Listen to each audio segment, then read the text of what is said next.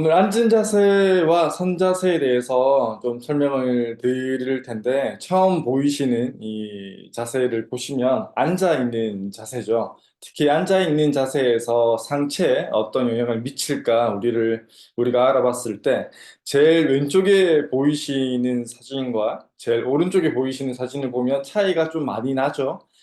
사람의 머리의 무게는 체중의 한 9분의 1 또는 10분의 1쯤 된다고 합니다. 그러면 본인의 머리의 무게가 한 5kg 내지 뭐 7kg 정도 이렇게 나간다고 볼 수 있겠죠. 거의 볼링공 무게만 한 무게죠.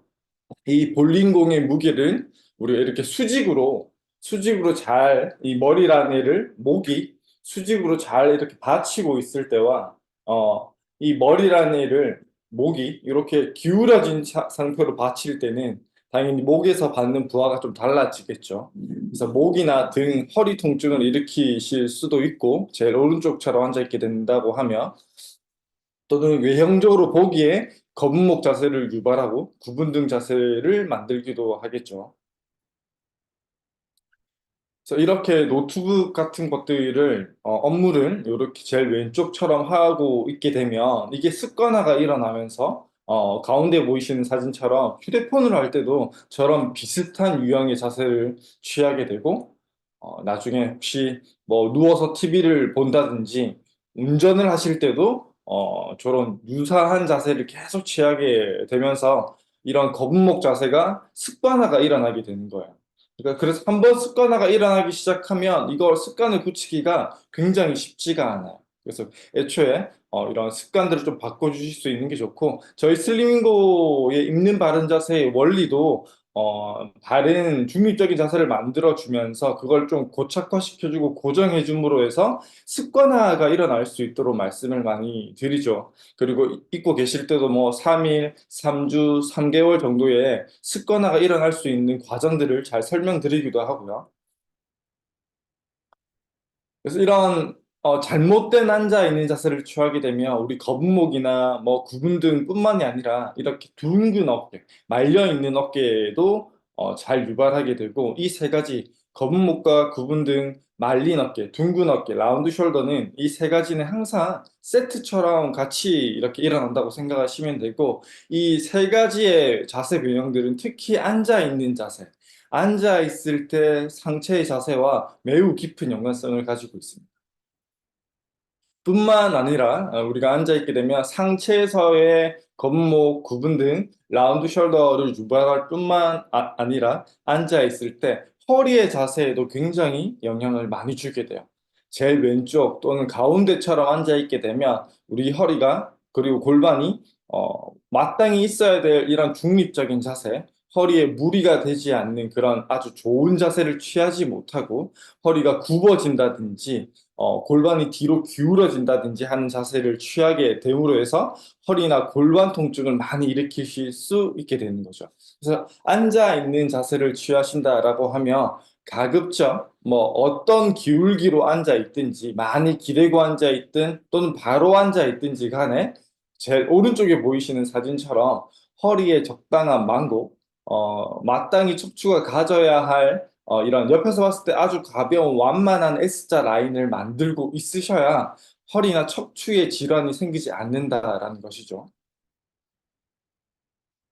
그리고 제가 이제 바코드 강의를 가면 항상 많이 보여드리는 이전 내용들도 마찬가지겠지만 이 사진도 항상 많이 보여드리는 사진 중에 하나인데 제가 이제 병원에 근무할 때 저희 병원 직원분을 대상으로 해서 앉아 있을 때 엑스레이를 한번 찍어 본 거예요. 왜냐하면 저희가 앉아 계시면서 허리가 아프다라고 하시는 분들이 굉장히 많으셨어요. 또는 앉았다 일어날 때 아프다, 일어났다가 앉을 때 아프다, 또는 오래 앉아 있을 때 허리가 아픕니다라는 환자분들이 많으셨는데 대부분의 병원에서는 앉아서 엑스레이를 찍진 않아요. 그죠? 다 서서 또는 누워서 엑스레이를 찍는단 말이죠. 그래서 앉아 있을 때 허리가 아픈데 앉아서 검사를 하지 않는 거예요. 그래서 앉아 있을 때에 이런 엑스레이가 궁금해서 오른쪽 사진처럼 바르게 앉아 있을 때와 왼쪽 사진처럼 좀 구부정하게 앉아 있을 때에 엑스레이를 한번 찍어본 거예요. 제가 병원에 근무하면서. 이렇게 찍어봤더니, 음, 제일 왼쪽에 보이시는 엑스레이 사진과 오른쪽에 보이시는 엑스레이 사진을 좀 비교해 보시면, 오른쪽에 보이는 엑스레이 사진은 우리가 허리가 적당히 앞쪽으로 휘어 있는 상태, 마땅히 중립적인 그런 아주 좋은 허리의 라인을 유지하고 있는 반면, 왼쪽에 있는 사진을 보시면 허리의 만곡을 완전히 소실한 상태죠. 허리가 일자인 상태예요. 앞으로 휘어져 있어야 허리는 바른 자세인데 완전히 일자인 상태를 만들고 있어요. 저렇게 있게 되면 허리 뒤쪽에 있는 어떤 근육이나 인대들이 계속 늘어나는 스트레스를 받게 돼요. 그리고 척추 사이사이에 위치하고 있는 추간판들, 척추 디스크들은 계속 압박받는 자세를 취하기 때문에 허리 디스크에 굉장히 취약한 자세가 일어날 수밖에 없어요. 그래서 이런 것들에 어떻게 앉아 있는지에 따라서 외적으로 보기에만 차이가 있는 게 아니라 그 속에 있는 뭐 인대라든지 근육이라든지 이런 관절들의 모양에도 굉장히 영향을 많이 준다라고 이해를 하시면 될 것 같아요. 그래서 우리가 허리 디스크 있으신 분들한테 그냥 막연하게 자세를 바로 하세요라고 말씀을 많이 드리는데, 우리 자세랑 허리 디스크랑 이렇게 연계해서 연관지어서 생각하기가 쉽지가 않거든요. 뭐 자세가 무슨 허리 디스크에 영향을 주겠어라고 생각을 하시겠지만, 이렇게 실상을 보시면 앉아 있는 자세에 따른 이런 실제적인 엑스레이를 보시면 엄청 직접적으로 매우 큰 영향을 줘요. 어떻게 앉아 있는지에 따라서 허리에 이렇게 엄청난 영향을 줄 수 있으니까 우리가 자세만 바로 잡아도 뭐 웬만한 근골격계 통증이 해결된다라는 것들이 이제는 좀 이해하시기 쉬우실 거예요. 이런 식으로 이해를 해보시면 좋을 것 같고, 어, 이거는 저희가 그 군산 쪽에 태권도 도장의 아이들 체형 측정 나갔을 때의 어떤 특정 아이에 대한 사진인데요.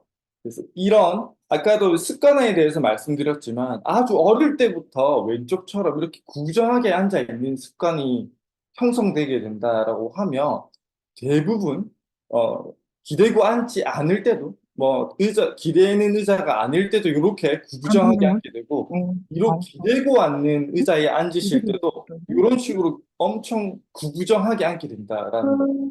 그리고 이 어린아이가 나중에 나이가 굉장히 많이 들어서 노인이 되었다라고 했을 때 이 친구는 어떤 허리를 갖게 될까요? 굉장히 구부정한 허리를 갖게 될 수도 있겠죠. 그럴 가능성이 매우 클 거예요. 그래서 뭐 뭔가 부정한 그런 퇴행성 변화를 겪는다라고 하면 그분은 아주 어릴 때부터 부정한 자세로 습관화가 되어져 이걸로 있을지도 눌러야 되는 모릅니다. 거야. 죄송한데 몰라서. 그 서경투의 유옥란 선생님, 몰라서. 예, 음소거 좀 부탁드려요.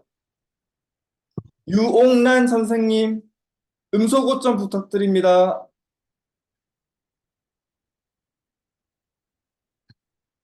예, 그래서 이렇게 습관화, 허리가 굽지 않도록 허리를 바로 세운 상태를 습관화 시켜주는 게 굉장히 중요합니다. 아시겠죠? 그리고 오른쪽 친구 같은 경우에는 우리 이렇게 구부정하게 앉아 있는 아이들 같은 경우에도 바로 앉으라라고 했을 때 이 바로 앉는 자세를 유지할 수가 없겠죠. 그래서 오른쪽에 있는 친구도 바로 앉은 자세를 좀 유지할 수 있도록 저희가 엉덩이 쪽에 밑에 이렇게 쿠션이나 옷을 이제 접어서 이렇게 허리를 좀 세워줄 수 있는 보조 장비를 좀 이용해서 이렇게 허리를 세워줬는데 우리는 이런 보조 장비로서 있는 바른 자세를 입고 계시죠. 있는 바른 자세에 도움을 많이 받으셔서 이렇게 바른 자세를 계속 유지하실 수 있도록 해주시는 게 바른 자세를 습관화시키는데 굉장히 많은 도움이 되실 거예요. 그래서 어떻게 앉는 것이 바로 앉는 것이냐라고 했을 때 저희가 뭐 지금 왼쪽에 보이시는 사진은 1번, 오른쪽에 보이시는 사진은 2번이라고 이렇게 했을 때 대부분의 분들이 잘 모르시는 분들, 이제는 뭐 저희 슬리밍과 관련된 분들은 다 아시겠지만 1번이 바른 자세다라고 선택하시는 분들이 꽤나 많으세요. 하지만 1번은 너무 과하게 허리를 세운 거죠. 너무 과한 거죠. 2번은 일반적으로 우리가 알고 있는 구부정한 허리의 자세이고 2번은 뭔가 편 듯하지만 너무 과하게 펴져 있는 자세예요. 그래서 1번의 자세 또한 좋지 않은 자세입니다. 우리가 어떻게 하는 것이 좋으냐라고 했을 때 허리가 그냥 적당히 앞쪽으로 휘어져 있는 자세 정도를 해주시는 게 가장 허리 또는 척추에 중립적이고 좋은 자세예요.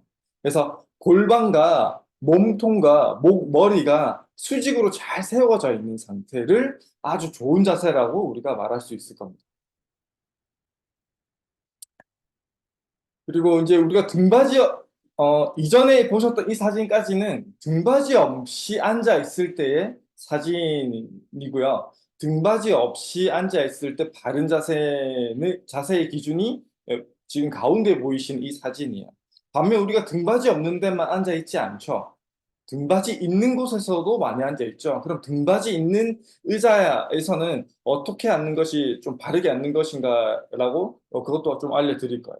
왼쪽을 보시면 항상 어, 골반과 허리를 의자 깊숙이 밀어넣고 받쳐져 있는 상태로 앉아 주셔야 돼요. 받쳐져 있는 상태로. 그래서 의자를 가급적이면 좀 많이 안 기울이고 기대고 앉아 주시는 게 좋아요.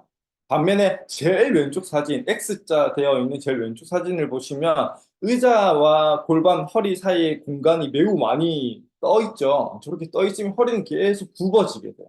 그러면서 엉덩이는 계속 의자 앞쪽으로 나가게 될 거고요. 그렇게 되면 허리가 또 굽어진 상태에서 굉장히 안 좋은 자세를 많이 취하게 되겠죠. 그래서 바로 오른쪽에 보이는 동그라미 표시가 되어 있는 사진처럼 허리가 앞쪽으로 살짝 휘어져 있는 상태로 지지되고 기대고 앉으실 수 있도록 해주셔야 돼요. 그리고 더 오른쪽 사진을 보시면 의자를 좀 더 기울이고 앉으셔도 좋아요. 기울이고 앉으셔도 좋지만 어느 정도 기울이고 있는지는 중요하지 않아요. 어떻게 받쳐져 있는지가 중요한 거예요. 그래서 X자 되어 있는 사진처럼 이렇게 뒤로 많이 기울이고 앉아 있더라도 허리가 저렇게 계속 의자 사이에서 떠 있으면 안 돼요. 떠 있으면 허리는 계속 뒤로 이 빈 공간 사이로 이렇게 굽어지려고 하겠죠. 그러면 허리에 굉장히 많은 무리가 갈 수 있기 때문에 제일 오른쪽에 보이시는 이 사진처럼 뒤로 기울이고 앉아 있더라도 허리는 약간 세워진 상태에서 받쳐질 수 있도록 그렇게 기대고 앉아 주시는 게 매우 바람직합니다. 그래서 몇 가지 예시들을 보여드릴 거예요. 지금 여기 앉아 계신 사진에 이 여성분은 바르게 앉아 있는 거 같으세요? 아주 잘 바르게 앉아 있어요. 엉덩이와 허리 사이에 빈 공간이 거의 없죠. 그러면서 허리의 라인을 보시면 조금 허리의 라인이 조금은 과한 듯 하지만 그래도 허리가 굽어 있지 않고 잘 세워져 있는 상태로 의자에 아주 밀착되어서 잘 기대고 앉아 계신 사진, 아주 잘 앉아 있는 사진이죠. 그렇죠. 이렇게 허리에 적당한 만곡이 이제 되어지셔야 되고, 이 여성분 같은 경우에는 이 만곡을 아주 잘 유지해서 이렇게 잘 기대고 앉아 있다라고 이해해 주시면 될 것 같아요. 이 남성분 같은 경우에는 어때요? 의자에 앉아 계신 게 살짝 저희가 조금 이제 투시를 좀 해보자라고 하면 눈을 엑스레이화 시켜서 이 사람의 골반과 허리가 어떻게 되어 있을까라고 이제 생각도 해보시고 골반과 허리가 의자에 잘 밀착되어 붙어져 있는지를 좀 보시면 공간도 좀 떠 있죠. 공간도 좀 떠 있어요. 이렇게 아마도 제일 오른쪽에 있는 녹색깔 척추의 사진이 아주 바람직한 척추의 사진이고 반대쪽 바로 왼쪽에 보이시는 약간 붉은색으로 되어 있는 척추 사진이 디스크에 굉장히 취약한 일자 허리를 가지고 허리가 굽으신 분들의 엑스레이 사진이에요. 아마도 이 왼쪽 친구 같은 경우에는 이렇게 일자 허리, 굽어 있는 허리에 가깝게 앉아 있을 가능성이 많고 그다음 의자와 허리 사이 공간이 떠 있기 때문에 허리는 계속 그 빈 공간으로 굽어지려고 할 거예요. 그래서 허리 디스크에 굉장히 취약하다든지 허리의 통증에 굉장히 취약한 앉아 있는 자세를 하고 있는 모양이죠. 반대로 이분 같은 경우에는 어때요? 굉장히 뒤로 많이 기대고 있죠. 거의 이제 반쯤 누워 있듯이 한 45도 각도로 기대고 누워 있어요. 이런 사진은 좀 어때요? 보시면 다 이제 설명을 들으셔서 알겠지만 굉장히 잘 앉아 계신 상태예요. 굉장히 편안하게, 굉장히 잘 기대고 앉아 있어요. 척추의 모양을 한번 잘 생각해 보시면 엉덩이 골반에서부터 허리, 등, 머리까지도 아주 바람직한 척추의 정렬 상태로 굉장히 양호한 척추의 상태로 잘 기대고 앉아 있고 골반과 허리 사이에 빈 공간이 거의 없어요. 그죠? 잘 받쳐진 상태로 아주 편안하게 잘 앉아 계신 그런 모양을 하고 있습니다. 이것도 한번 보여드리고 싶었어요. 음, 왼쪽 사진을 보시면 의자에 조금 가려져 있어서 잘 보이진 않지만 척추의 정렬 상태가 골반과 허리, 등, 목, 머리까지도 아주 잘 받쳐져 있고 굉장히 좋은 자세로 이렇게 컴퓨터를 하고 있는 반면에 오른쪽의 사진을 보시면 또 구부정하게 구분등과 거북목 자세로 하고 있죠. 의자를 지금 좀 유심히 보시면 의자가 굉장히 좋아요. 굉장히 비싼 고급 의자인 것 같아요. 팔에 팔도 아주 잘 받쳐져 있어요. 왼쪽 사진을 보시면. 그리고 팔도 조절로 높낮이가 팔걸이도 다 높낮이가 되는 의자인 것 같고요. 굉장히 편안하게 목까지도 받쳐지고 엄청 고급스러운 의자에 앉아 있어요. 굉장히 사용하시는 게 거의 뭐 한 100만 원 더 넘어갈 것 같은 굉장히 좋은 의자예요. 어, 이런 좋은 의자를 가지고 있지만 오른쪽 사진처럼 이 의자를 제대로 활용하지 못하면 아무짝에 쓸모가 없어요. 네. 아무리 좋은 장비를 가지고 있어도 그걸 잘 사용해 주셔야 그 좋은 장비의 효과를 제대로 누리실 수 있겠죠. 저희 이제 슬리밍고 입는 바른 자세도 마찬가지예요. 그 간혹 가다 보면 입고 계신 분들 보면 입은 상태에서 그냥 막 구부정하게 앉는다든지 그냥 막 배를 내밀고 서 있는다든지 하시는 분들이 많아요. 아주 좋은 제품, 아주 좋은 장비를 제대로 활용하지 못하시는 분들이 아주 많아요.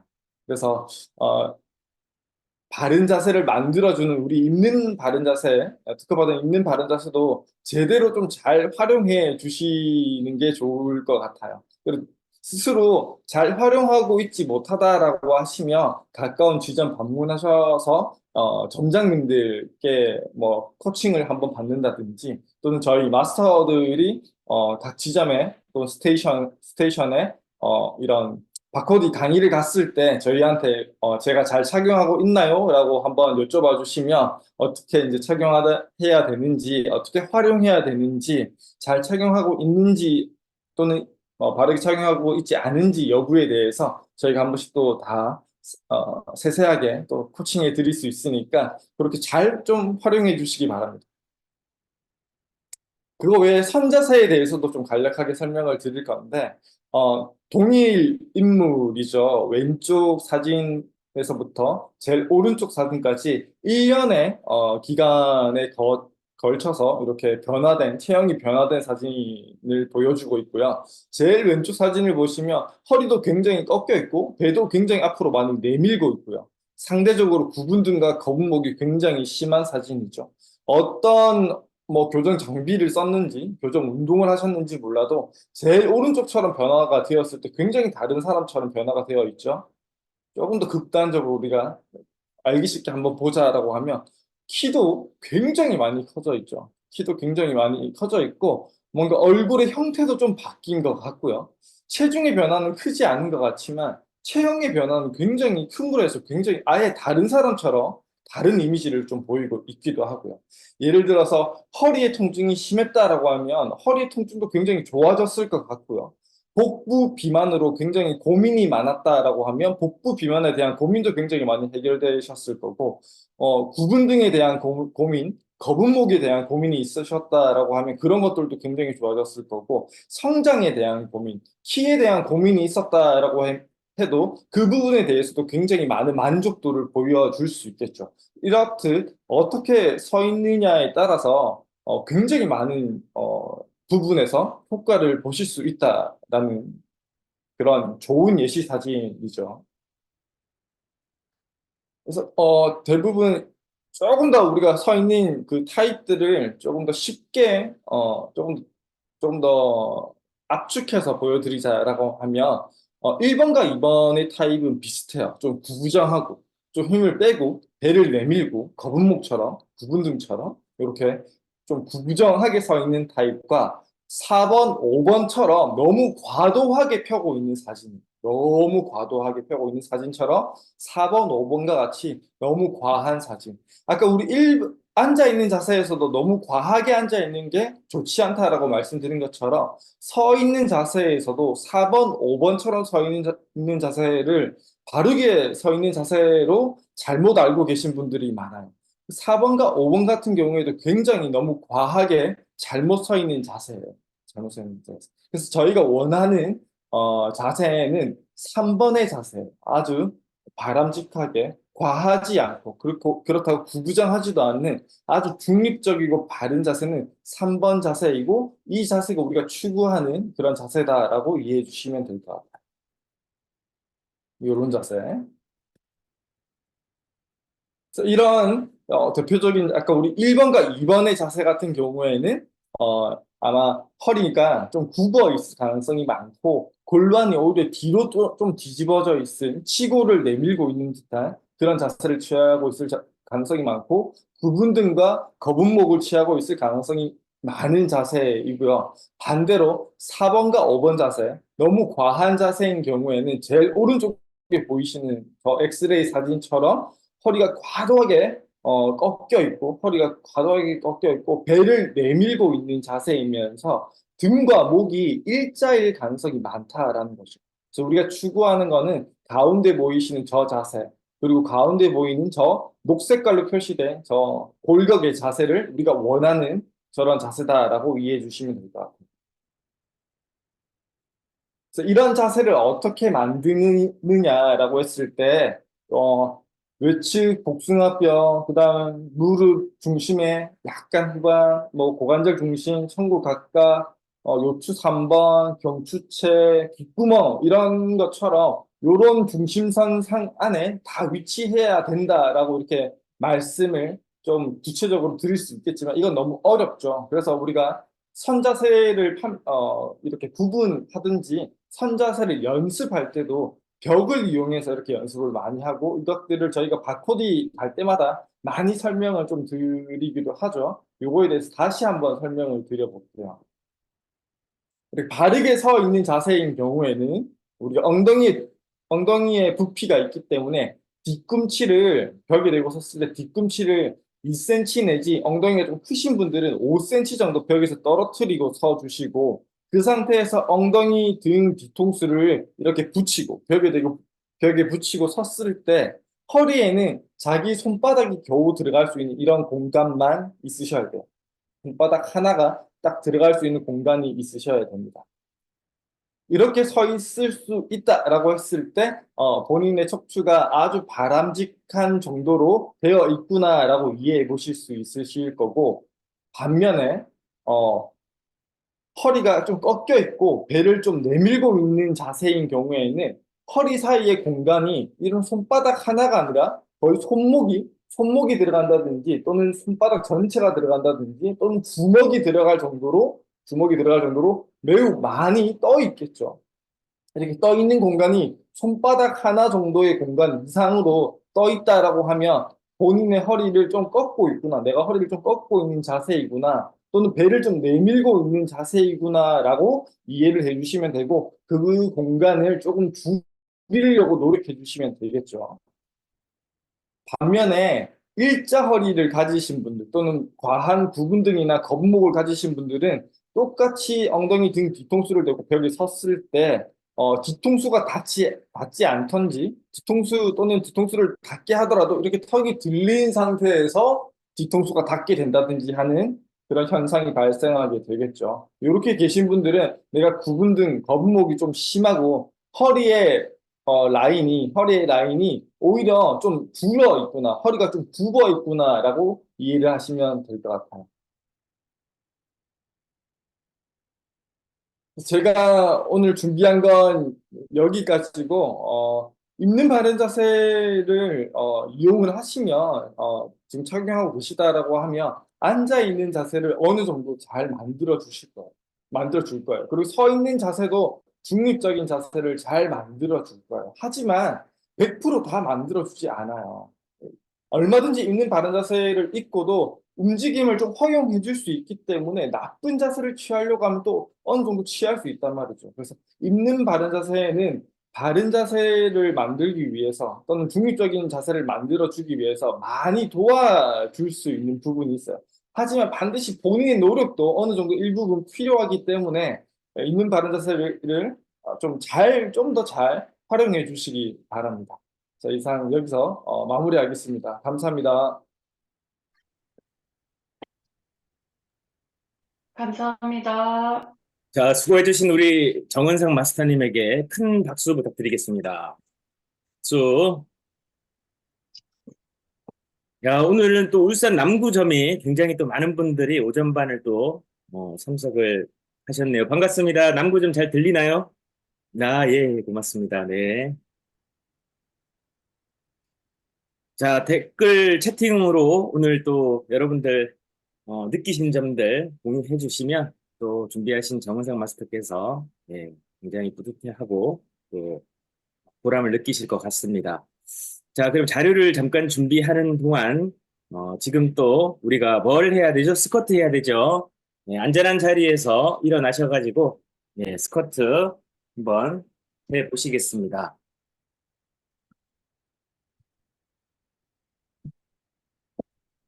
자, 오늘은 15개 해볼게요. 15개. 자, 자세 잡고 시작하겠습니다. 내려갑니다. 하나, 둘, 셋, 넷, 다섯. 너무 많이 내려가실 필요 없어요. 여섯. 내 몸이 자극된다는 정도만 되면 됩니다. 일곱. 엉덩이와 뒤꿈치로 밀어 올리기. 여덟. 아홉. 15개만 더. 하나. 야, 자세가 다 좋은데요. 둘. 셋. 너무 무리해서 굽힐 필요 없습니다. 셋. 네, 한 개만 더. 다섯. 오케이. 박수. 오늘도 다이어트를 실천하신 여러분들을 정말 축하하고, 여러분들은 계속 말씀을 드립니다만은 말로만 다이어트 하시는 분들이 아니라 그냥 일상이 다이어트인 분들이에요. 이게 중요합니다. 다이어트라고 하는 그 과정이 그냥 일상이 되는 거, 그게 다이어트가 되는 방법이죠. 자, 잠깐 저희 슬리밍고 그룹의 동향을 좀 공유를 다시 드리자면, 어제부터 저희가 이 문성중학교 구로구에 위치해 있습니다. 그래서 바른 자세 만들기 문화 캠페인의 일환으로 이 문성중학교 학생들 250명을 대상으로 체형 측정과 또 거기에 맞는 상담을 통해서 자세를 개선해주는 그런 캠페인을 지금 무료로 진행을 하고 있는데요. 지난 9월이었나요? 10월이었나요? 그때 저희가 OBS 경인 TV와 함께 바른 자세 만들기 문화 캠페인 청소년 편을 진행을 했었고, 그때 학교에서 연락이 왔던 곳이 영서중학교였습니다. 그래서 영서중학교에서 이 동일한 캠페인을 진행을 했었는데, 그 영서중학교 교장 선생님의 추천으로 문성중학교에서 또 요번에 저희 협회를 통해 연락이 오셨습니다. 우리 학생들 체형 분석과 측정을 한번 해주시면 좋겠다라고 해서 지금 어제에 이어서 오늘 이틀째 진행을 하고 있고, 어제 제가 현장을 방문해서 잠깐 사진을 좀 공유를 해드리고 있습니다. 제가 있죠. 어제 또 출첵을 했는데 어떻게 저기 갔냐? 제가 별명이 엄길동입니다. 네, 그래서 어제 가서 저도 좀 작지만 보조를 좀 했었고요. 또 여러 학생들의 체형을 보면서 또 참여하셨던 분들도 느끼셨겠지만 정말 학생들의 자세가 지금 굉장히 심각하다. 그리고 부의 양극화도 우리가 지금 대한민국의 뿐만 아니라 전 세계적인 문제입니다만은 이 건강이라고 하는 가장 중요한 삶의 어떤 가치적인 측면에서 봤을 때 정말 자세가 중요한데 학생들의 자세가 굉장히 양극화되어져 있더라는 것을 또 한 번 느낍니다. 그리고 그 학생들의 자세 이면에는 부모님들, 또 그리고 지금 이 학교에 있지만서도 이 학교에서 교사 선생님들의 인식이 굉장히 중요하다라는 거죠. 그러나 누구도 자세에 대해서 이야기를 한 적이 없었던 까닭에 현재 이들의 체형은 굉장히 지금 많이 심각한 상태다. 그리고 척추 질환에 굉장히 많이 노출되어져 있다. 그리고 이 학생들의 삶의 질은 우리 같은 전문가들은 예측 가능하다라는 거죠.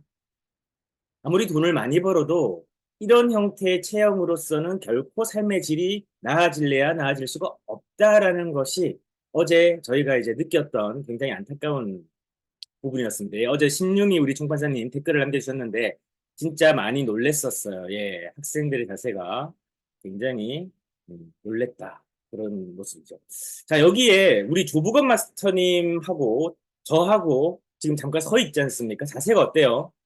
저 보이시나요, 여기? 여기, 제 머리 위에. 제가 봐도 자세가 참 좋아졌어요, 저도. 14년째 특허받을 있는 바른 자세를 입고 있고, 이 슬리밍고 그룹이라는 회사를 지금 대표를 맡고 있는데, 제 자세는 뭐 어디를 가도 인식하지 않아도 나름 바른 자세라고 이야기를 할 수 있을 것 같습니다. 뭐, 여러분들에게 제가 말씀드릴 수 있는 것은 우리들이 스스로 바른 자세를 의식을 갖고 하는 거 정말 힘듭니다. 그래서 우리가 특허받은 입는 바른 자세의 기술을 바탕으로 내 일상생활의 자세 습관을 관리하는 것, 그 도움을 받는 것이 기술이죠. 우리 전화기 필요 없지 않아요? 스마트폰 굳이 필요합니까? 필요하죠. 스마트폰은 장거리 혹은 지금 내가 있는 지근거리에 없는 사람과 소통할 수 있고 또 그 외에 부가적인 여러 가지 기술의 도움을 받아서 내 삶의 편의를 제공받죠. 이게 기술이라는 겁니다. 그럼 우리 특허받을 있는 바른 자세는 무엇인가? 방금 우리 이 정은상 마스터께서 말씀을 하셨지만 서 있는 자세와 앉아 있는 자세의 개념과 기준을 우리는 배우지 못했었습니다. 그러나 오늘 이 시간을 통해서 조금은 이해하게 됐고, 그러나 중요한 것은 아는 것이 아니라 실천하는 것이 힘이고 능력이죠. 그 바른 자세를 어떻게 실천할 것인가라고 하는 그 근원적이고 이 본질적인 질문에 의해서 우리 특허받은 있는 바른 자세는 탄생하게 된 것이고, 이를 바탕으로 착용자가 남녀노소 불문하고 바른 자세를 만들어줄 수 있는 환경을 만들어주는 거, 이게 우리 특허받은 있는 바른 자세의 가장 중요한 기술이자 여러분들에게 제공할 수 있는 편익이라는 거죠. 그래서 여러분들에게 이 바른 자세가 중요하다라고 하는 시간, 이제 우리가 슬리밍고 그룹에서는 바른 자세 코디네이터라는 새로운 하나의 직업, 그리고 전 국민이 바른 자세 코디네이터가 돼야 되지 않겠나라고 하는 다소 무리한 꿈을 꾸면서 이 시간을 무료로 진행을 하고 또 있지요. 그래서 전국에 13번 중복되는 지역까지 해서 총 16회의 이 바른 자세 코디네이터 교육이 있습니다. 이 표는 오늘 시간이 끝나고 나서 충판사 단톡방에다가 공유를 해드릴 테니 참여하시는 충판사님들은 또 매장과 우리 대리점 사장님들과 또 고객분들, 출첵에 참여하시는 여러분들이 운영하시는 단톡방에도 공유해 주셔가지고 이분들이 참여하실 수 있는 기회를 좀 주시면 좋을 것 같습니다. 일정표 보시는 대로 참조해 주시면 좋겠고요. 오른쪽에 강사님과 실제 그 바른 자세 코디네이터 교육을 주관하는 분의 연락처가 있습니다. 혹시 또 조금 전에 정은성 마스터님이 또 잘생겼다고 정은상 보니까 휴대폰이 딱 있단 말이죠. 저 번호로 전화 걸면 정은상 마스터님 전화 안 받습니다. 이걸 주관하는 분이 받아요. 그러니까 예, 그거 참조하셔가지고 진짜 보고 싶으신 분들은 예, 마스터님들의 시간을 보시고 일정에 가까운 곳 참여하시면 좋겠습니다. 자, 그러면 33 출첵 프로젝트 66일 미쳐라 바르게 건강하고 바르게 잘 살자 64일차 시작하도록 하겠습니다. 성공하는 자기경영 46번째 시간입니다. 64일차인데 46번째 6446 예, 앞뒤가 예, 다르지만 참 의미가 있네요. 별 의미는 없습니다. 자, 1월 3일 제가 이제 올해 2024년도부터 제 지인들과 우리 총판사님들 그리고 가장 중요한 분들에게 매일 제가 성장 메시지를 같이 공유를 하고 있습니다. 그래서 작년까지는 스터디언의 365 이제 학습 다이어리를 가지고 이 달력을 가지고 공유를 했었었는데 올해는 동양고전의 굉장히 정수라고 하는 그 여러 가지의 명언들을 다산 정약용 선생님이 공부하셨던 내용을 엮어가지고 다산 어른의 공부라고 하는 365 캘린더가 요번에 나왔습니다. 그래서 이 캘린더를 가지고 매일매일 좀 나누고 있는데 오늘 1월 3일이다 보니까 오늘 내용을 여러분들과도 이제 좀 이걸 매일 나누려고 합니다. 이 위의 문장이 이 다산이 느낀 점이고 아래에 있는 문장이 실제 다산이 공부했던 문장이에요. 얘기에 나오는 문장인데 첫 닭이 울면 정갈하게 씻고 옷을 입는다. 이부자리를 걷고 방과 마루, 뜰에 물을 뿌리고 청소한 다음 자리를 펴놓는다. 그래서 다산이 정리한 메시지는 잠을 떨치고 새벽에 일어난다. 사소한 일이지만 나는 하루의 시작부터 나와의 약속을 지켰다. 오늘 여러분들도 이 337책을 참여하시는 것은 여러분들과의 하루의 시작이자 약속이 아닐까라는 생각을 합니다. 그리고 여러분들은 이미 그 약속을 지키셨죠. 그리고 오늘 또 수많은 약속들로 여러분들의 하루가 채워져 있으실 겁니다. 그걸 우리는 일과라고 부르죠. 뭐 스케줄이라고 부를 수도 있겠죠. 그 시간들을 여러분들이 어떻게 여러분들과의 약속을 지켜나가시는가에 따라서 우리의 하루는 어제보다도 성장할 수 있다. 그리고 사소한 일의 반복이 결국 우리의 삶의 큰 일이 되는 것이고 그 큰 일의 반복은 내 올해 한 해를 다르게 만들고 성장시킬 것이다. 라는 사실을 이제 믿는 것이죠. 그래서 여러분들에게 이 메시지를 오늘 꼭 드리고 싶은 것, 그리고 무엇보다도 여러분들이 오늘 이 자리에 108분, 109분의 계정이 지금 참여를 하고 계신데 한 자리에 또 여러분들이 계신 분들까지 해서 또 5반까지 해서 200여 분의 이 출석 체크 참여자분들이 계신데 정말 여러분들 대단하신 일이에요. 하루의 작은 시작 약속을 지키신다. 여러분들에게 정말 다시 한번 스스로 대견하다는 박수 한번 부탁드리겠습니다. 지난주에 제가 말씀을 드렸지만 자기 자신과의 약속 그리고 자기 자신과의 대화가 굉장히 중요합니다. 그래서 여러분들이 스스로 대화를 하고 스스로 계속적으로 나를 알아가는 시간 이게 정말 중요한 일이죠. 337책 프로젝트가 끝이 여러분들이 각각 수료를 하시고 나시더라도 각자 여러분들의 약속을 잘 지켜나가시기를 정말 응원합니다. 지난 시간에 계속해서 우리가 벤자민 프랭클린의 돈 그리고 부의 사고방식을 다루고 있는데 어제 여러분들에게는 우리가 쓰고 있는 이 소비 내역, 지출 내역을 한번 분석해보자라고 했습니다. 그래서 나의 매월 소비 내역을 작성해보고 정리해보고 분석하라. 이게 정말 중요한 내용이에요.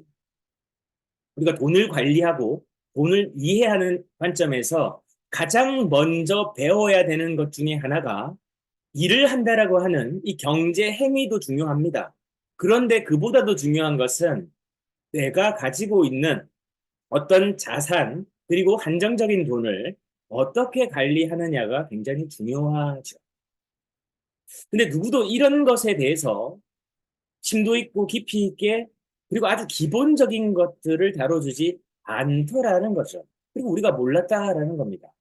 그래서 이건 보통 이제 가계부라고 표현을 하는 건데 이 가계부를 내가 사업을 하는데 운영을 하게 되면 그게 바로 재무제표가 되겠죠. 그래서 나의 가게를 운영하지 못하면 사업도 운영하기가 쉽지 않다라는 겁니다. 물론 직장인들은 회사에서 기본적으로 내가 쓰는 경비에 대해서 지출 결의를 할 것이고 또 내가 급여를 받게 되면 내가 정리를 하지 않아도 세금이나 사대보험을 다 각출을 할 것이고 예수를 하게 되겠죠. 그렇게 되고 나서 실수령액으로 내가 한 달을 또 살아가는데 그걸 가지고 내가 이제 어떻게 운용할 건가에 대해서도 고민을 해봐야 된다는 거죠. 그런 관점에서 이 작은 일들을 잘하는 사람들은 결국 재무제표 관리도 잘 하더라라는 겁니다. 이게 기준과 원칙이 되면, 즉, 내 삶의 기준과 원칙은 더 큰 일의 기준과 원칙에도 고스란히 적용된다라는 것이죠. 그래서 우리가 돈을 공부하고 돈을 이해해야만 되고, 더 중요한 것은 나라고 하는 사람의 소비, 그리고 돈에 대한 정의를 알아야 되는 거죠. 그래서 너 이거 정말 갖고 싶은 거니? 이거 지금 집에 있는데 이거 너 필요한 거니? 이거 너 잘 쓰는 거니? 너 이거 왜 샀는데? 근데 왜 안 쓰는데? 이런 것들을 나와 대화를 해야 된다는 거죠. 그러면 그거를 여러분들의 가족이 본다라는 겁니다. 그래서 중용 20장에는 인심능지, 기천지, 인일능지, 기백지라고 하는 내용이 나와요. 다른 사람이 한 번에 할 수 있었다면 나는 100번을 하고, 다른 사람이 10번에 할 수 있었다면 나는 1000번을 한다. 우리가 이제 비범한 사람들을 어떻게 보면 천재라고 부르고, 일반적인 사람들을 뭐 둔재 또는 뭐 범인 이렇게 부르지요. 자, 그런데 우리 같은 평범한 사람들이 비범해질 수 있는 방법을 설명하고 있습니다. 그것은 바로 남과 비교하지 말고 나를 이해하고 나서 내가 남보다도 특이점이 없다면, 뭔가 특출난 재능이 없다면 괜찮다. 그와 비교하지 말고 어제 너와 비교를 해라. 어제 너가 9번을 했다면 오늘 10번을 하면 되고, 10번이 안 된다면 50번을 하면 되고 100번을 하라는 얘기죠. 즉, 천재는 타고나는 것이지만 비범한 사람은 노력으로 변할 수 있다라는 겁니다. 사소한 일상을 비범하게 살아가는 사람들이 비범한 존재가 되더라는 거죠.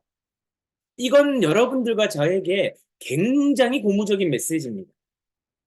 우리가 뭐 사회가 어렵다고 또 뭐 여러 가지 위기가 있다라고 해서 우리들이 뭐 그 위기와 어떻게 할 수는 없잖아요. 그러나 오늘 나는 바꿀 수 있잖아요. 그리고 좀 잘 나가고 돈이 많고 뭐 이런 사람들이 물론 있어요. 그래서 제가 자주 인용하는 문구입니다만은, 괴테의 문장을 잠깐 인용을 하자면 삶은 속도가 아니라 방향이라고 했습니다. 그리고 그 방향도 얼마만큼 그 방향을 옳게 오랫동안 유지하는가가 중요하죠. 빨리 부자 된 사람 치고 오랫동안 부자로 살아가는 사람이 많지는 않다는 사실입니다. 많은 사람들이 벼락 부자가 되고 운을 잘 타서 갑자기 돈을 벌 수는 있어요. 그러나 그들에게 부의 철학과 이 부의 사고방식이 훈련되어져 있지 않으면, 그들에게 돈의 정의가 철학이 없다면 그들의 돈은 언젠가 남의 돈이 될 수밖에 없다는 겁니다. 이걸 우리는 믿고 우리들 스스로가 오늘 내가 내 지출을 관리하는 거 잘 안 될 거예요. 돈을 쓸 때도 많은 생각을 해야 된다는 것에 대해서 훈련해보지 않으시면 안 되실 겁니다. 어떤 분들이나 또 저도 그런 경험이 있었지만 강제적으로 훈련할 때가 있어요. 그건 언제인 줄 아십니까?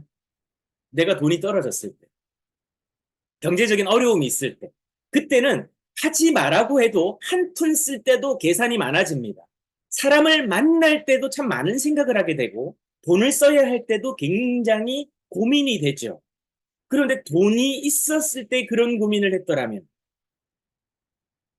그죠? 그래서 오늘부터 우리가, 어제는 바꿀 수 없다라고 했습니다. 근데 오늘은 바꿀 수 있어요. 지금 내 통장의 잔고와 내 자산 현황은 당장에 바뀌어지지 않습니다. 하지만 오늘부터 작은 돈을 어떻게 다루고 기존에 내가 써왔던 방식의 잘못된 것들을 빨리 찾아서 분석하고, 그리고 잘못된 것들은 빨리 제거해서 정리해야 된다는 거예요. 그래서 서양의 격언에 이런 말이 있습니다. 부자가 되고 싶으면 신용 정리부터 해요. 뭘 하라고요? 부자가 되고 싶으면 신용 정리부터 해라.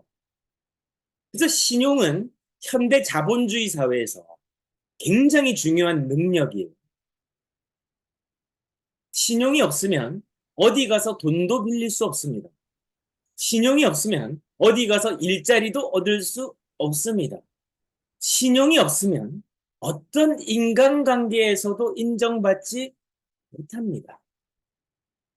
그래서 신용의 출발은 말이죠, 말. 말을 지키냐, 안 지키냐입니다. 결국 말을 안 지키는 사람들은 돈도 안 지키더라. 내 돈을 안 지키니까 남의 돈도 안 지키더라. 남의 돈을 안 지키니까 나는 신용이 없더라. 현대 자본주의에서 철저하게 고립되는 순간이죠.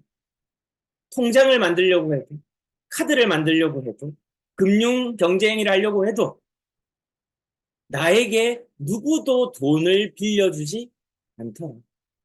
이게 신용이에요.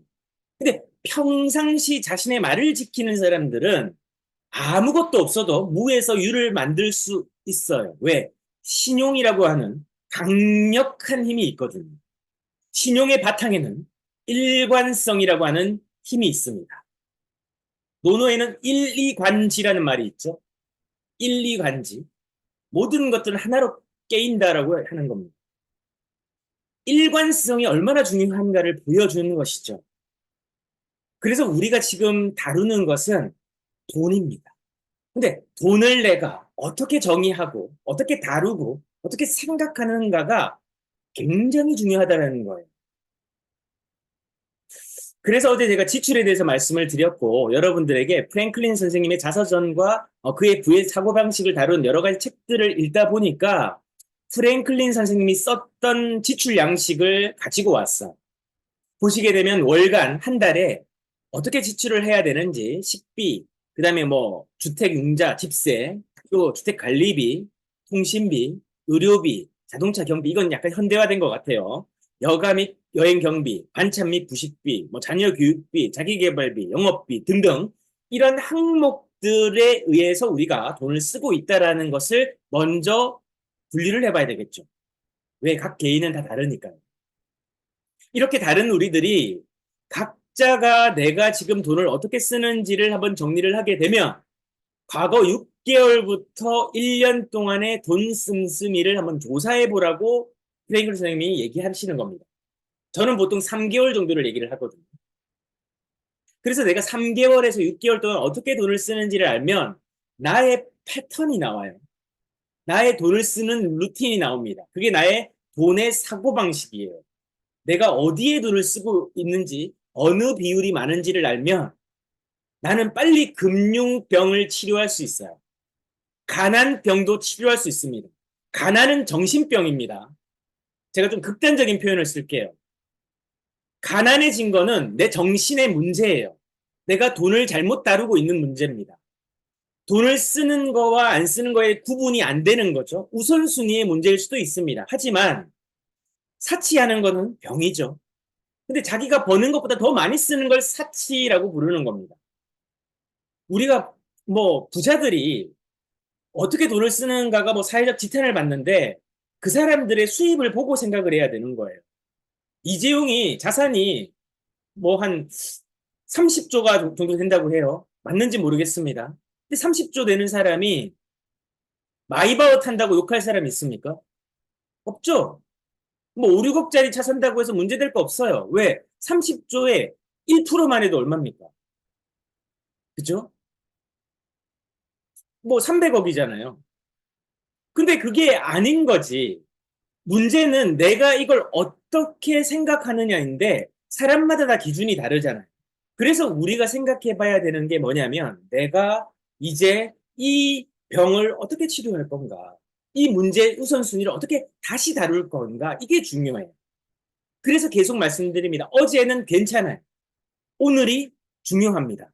그런데 제가 이 양식들을 여러분들께 나눠드려 봤는데 실제적으로 이렇게 작성하는 것이 굉장히 관리에 유용해요.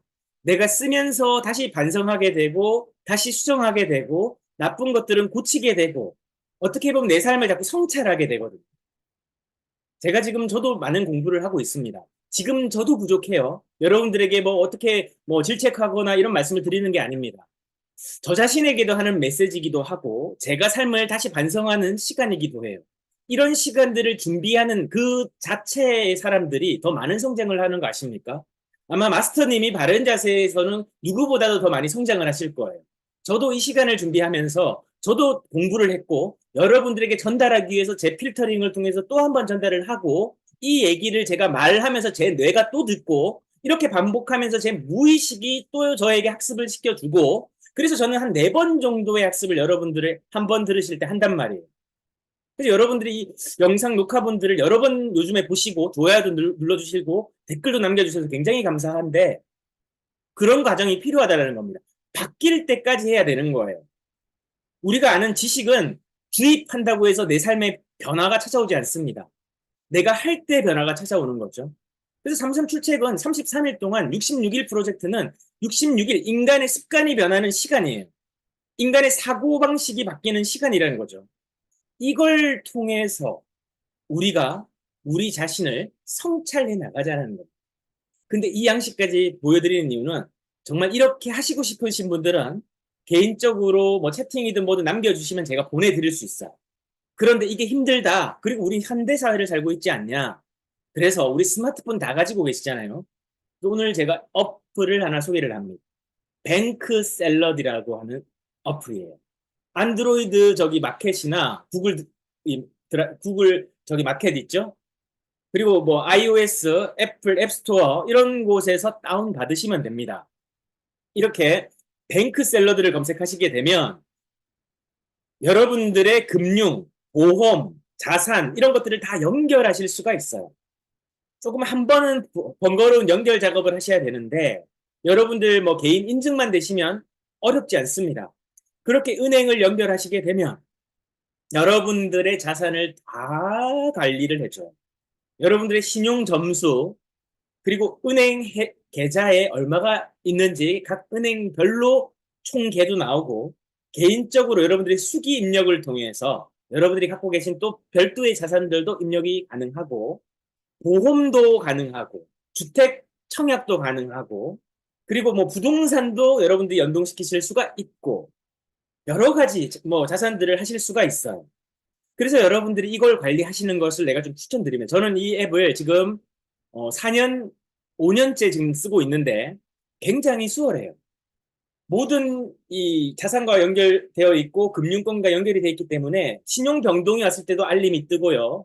제가 보험료 납부하는 것도 얼마가 지금 납입돼 있고 어떤 보험 가입되어 있는지도 다 나오고요.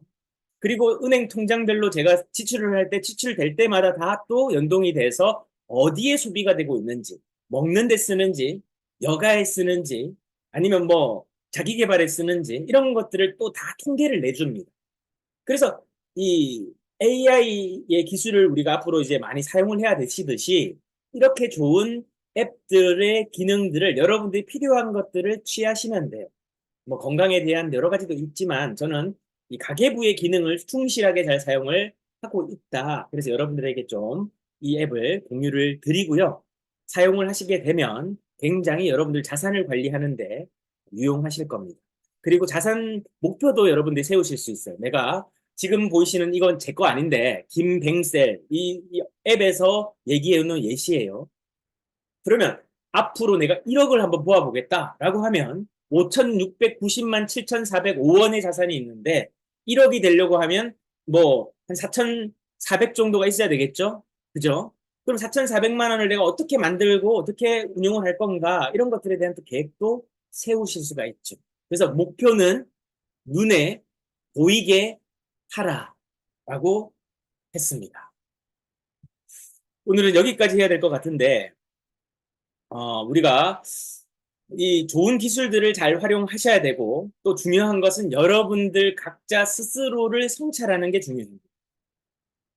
제 시간이 오늘 여러분들에게 뭔가 변화의 계기 또 여러분들의 삶을 생각해 보시는 그런 시간의 계기가 되셨으면 좋겠습니다. 이 앱도 뭐 여러분들이 잘 활용하시면 좋겠고 또 여러분들이 느끼신 점들 좀 많이 남겨주시면 좋을 것 같습니다. 어쨌든 오늘은 여기까지 하고요. 내일 또 뵙도록 하겠습니다. 감사합니다. 예, 목표는 눈에 보이게 하라.